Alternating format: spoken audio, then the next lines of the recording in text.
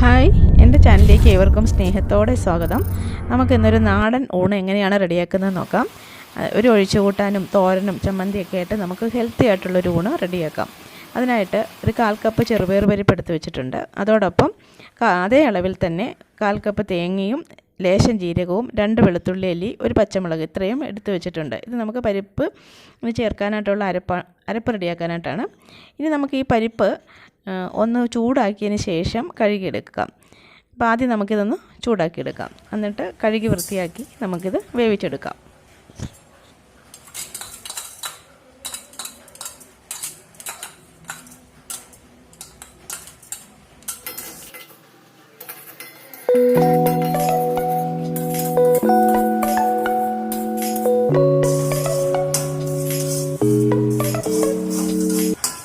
പരിപ്പ് ഇവിടെ നന്നായിട്ട് ചൂടായിട്ടുണ്ട്. ഇനി നമുക്കിതൊരു പാത്രത്തിലേക്ക് മാറ്റി അത് തണുത്തതിന് ശേഷം നമുക്ക് നന്നായിട്ട് കഴുകി ഒരു പാത്രത്തിൽ വെച്ച് വേവിച്ചെടുക്കാം.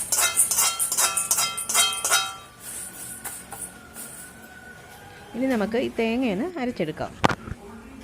ഇനി കഴുകി വൃത്തിയാക്കി വെച്ചിരിക്കുന്ന പരിപ്പ് ഒരു കുക്കറിലിട്ട് ആവശ്യത്തിന് വെള്ളം ഒഴിച്ച് മഞ്ഞൾപ്പൊടിയും ചേർത്ത് നമുക്ക് വേവിക്കാനായി വെക്കാം. ഇത് ഒരു വിസിൽ കേട്ടതിന് ശേഷം സിമ്മിലിട്ട് ഒരു വിസിലും കൂടെ കേട്ട് വാങ്ങി വെക്കാം. ഇത് വല്ലാതെ അതങ്ങ് വെന്ത് പോകരുത്. ഈ ഒരു പാകത്തിന് വാങ്ങി വെക്കണേ.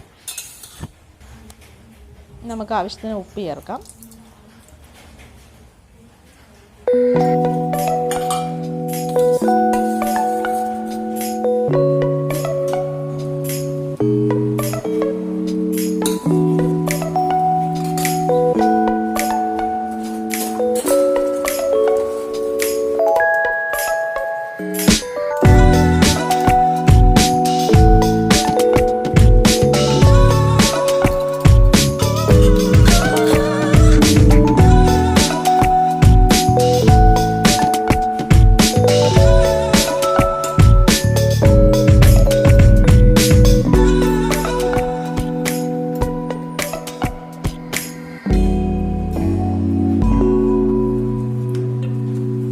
ഉപ്പ് നോക്കട്ടെ. ഉപ്പ് പാകമല്ല എന്നുണ്ടെങ്കിൽ ആവശ്യത്തിന് ഉപ്പ് ചേർക്കണം.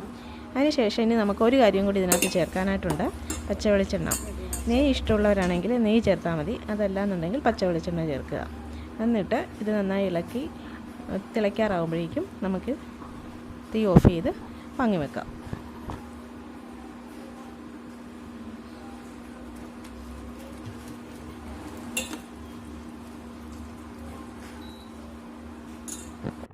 ഇനി നമുക്കൊരു തോരൻ റെഡിയാക്കാം. ചക്കക്കുരുവും പാവയ്ക്കായും കൂടിയുള്ള ഒരു മിക്സഡ് തോരനാണ്. അപ്പോൾ അതിനായിട്ട് ചക്കക്കുരു അരിഞ്ഞ് കഴുകി വൃത്തിയാക്കി വെച്ചിട്ടുണ്ട്. ഈ കപ്പിന് 1 കപ്പ് വെള്ളമാണ് ഇപ്പോൾ ഒഴിച്ചിരിക്കുന്നത്. പാവയ്ക്ക അരിഞ്ഞ് ഉപ്പ് തിരുമ്മി വെച്ച് പിഴിഞ്ഞെടുത്തതിന് ശേഷമുള്ളതാണിത്.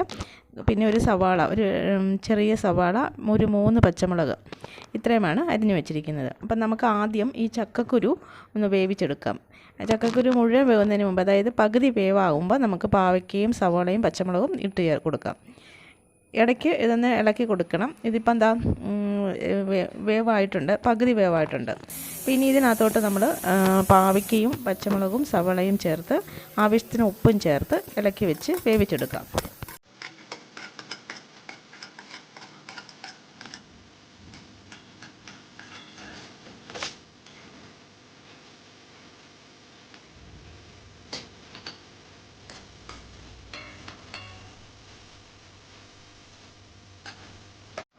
ഇത് ഇടയ്ക്കിടയ്ക്ക് ഇളക്കി കൊടുക്കണം.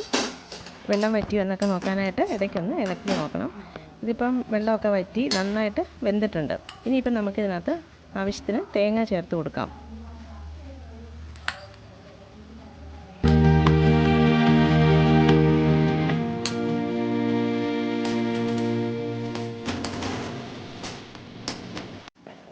ഞാൻ 1 സ്പൂൺ തേങ്ങ കൂടി ചേർക്കുകയാണ്. ആകെ 3 ടേബിൾ സ്പൂൺ തേങ്ങ ചേർത്തിട്ടുണ്ട്. അപ്പോൾ പാവയ്ക്കായ്ക്ക് ഒരു ലേശം തേങ്ങ കൂടുതൽ ചേർക്കുന്നത് നല്ലതാണ്. പാവയ്ക്കയുടെ കയ്പ്പ് കുറച്ച് കുറവായിരിക്കും.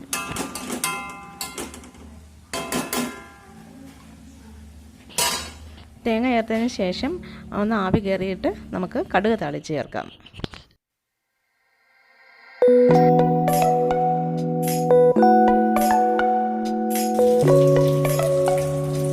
ഇനി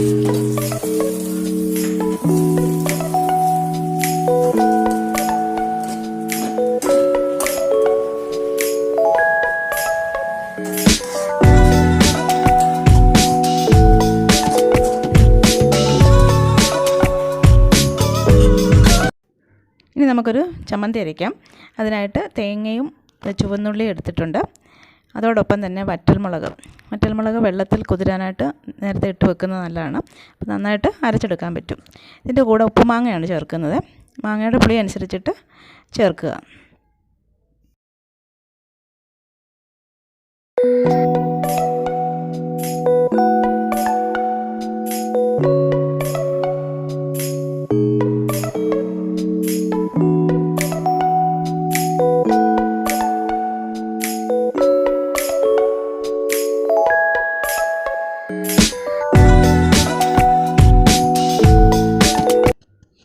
ആവശ്യത്തിന് ഉപ്പ് ചേർക്കുക. ഇവിടെ കല്ലുപ്പാണ് ഞാൻ ഉപയോഗിക്കുന്നത്. അപ്പോൾ അത് ആവശ്യത്തിന് എടുക്കുക.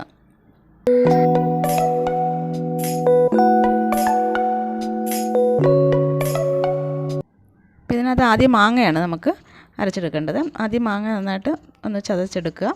അതിന് ശേഷം മുളക് ചേർക്കുക. അത് കഴിഞ്ഞിട്ട് ഉള്ളിയും തേങ്ങയും ഉപ്പും കൂടി ഒന്നിച്ചിട്ട് അരച്ചെടുക്കുക.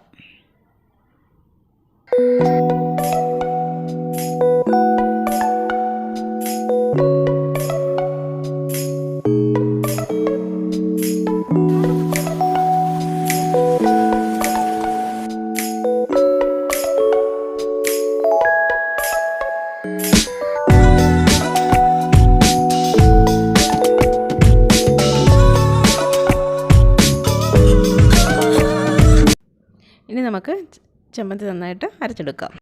ഇതാ പരിപ്പ് കറിയും ചക്കക്കുരു പാവയ്ക്ക മിക്സഡ് തോരനും ഉപ്പുമാങ്ങ ചമ്മന്തിയും ഒക്കെയായി ഒരു ഊണ് റെഡി ആയിട്ടുണ്ട്. ഈ വീഡിയോ നിങ്ങൾക്ക് എല്ലാവർക്കും ഇഷ്ടമായെന്നുണ്ടെങ്കിൽ ലൈക്ക് ചെയ്യാനും ഷെയർ ചെയ്യാനും ഒന്നും മറക്കരുത്. പുതിയൊരു വീഡിയോയുമായി നമുക്ക് ഉടനെ തന്നെ കാണാം. ബൈ.